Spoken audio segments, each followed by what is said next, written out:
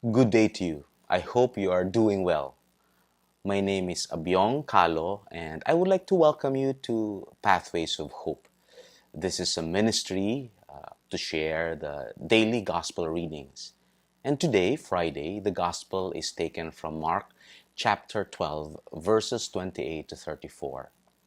In today's reading, we can see that a scribe or a Pharisee asks Jesus a question, and he was asking, Master, what is the greatest of all of the commandments?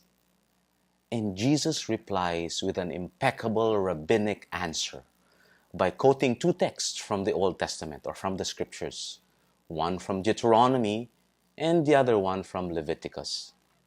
And Jesus said, And you shall love the Lord your God with all your heart, and with all your soul, and with all your mind, and with all your strength. And the first thing that actually crossed my mind is this question: why would God give commandments? We learn from the scriptures that these commandments that God gave means blessing and curse.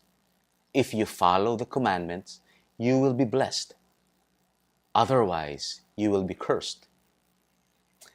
God's purpose of giving us commandments is to bless us. He wants us to live the best possible life in our own terms, to be the best version of ourselves. And so, if we follow the greatest commandments, it would mean also receiving the greatest blessing. You probably would also figure out what it means if we don't follow these commandments. Well, I was actually struck with the word all. To love the Lord your God with all of your heart, with all of your soul, with all of your mind, and with all of your strength. Not some, not few, not a part of your soul, a part of your heart, a part of your mind and strength, but all, everything. Well, two things comes to my mind. One, it speaks about our capacity, because I believe that God won't ask us to do something we are not capable of.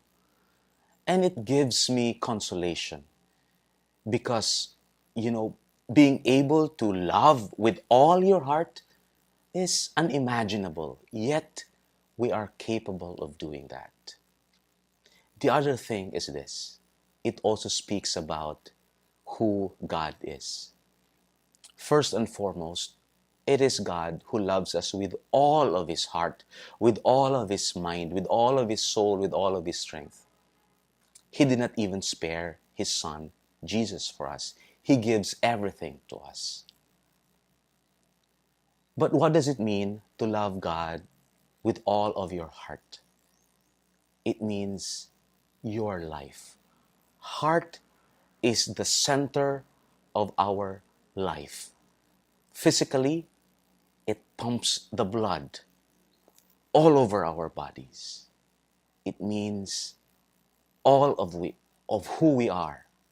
But heart is not only just a seat of emotions. Heart is also the seat of decision, the seat of, choices. And so loving God with all of our heart means choosing Him always and in every way. What does it mean to love God with all our soul? I think it means to make God as the one who satisfies all our desires. Not to desire other things than God. Not to desire the worldly comforts. Not to desire the material things. But to make sure that God is the only source of our satisfaction. And what does it mean to love God with all of our mind? It means that our thought, the way we think, should be captured by God. No wonder why when God said, or when the scripture says in Hebrews, I think in Romans, that we should have first the renewal of our minds, to be transformed by the renewal of our minds. to think the way Jesus thinks, to ask God for His wisdom, means to love God with all of our mind. What does it mean to love God with all of our strength?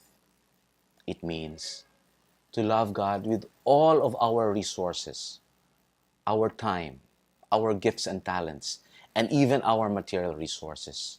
So let's ask ourselves, how are we using all these, our strengths, our talents, our time, our money, our treasures?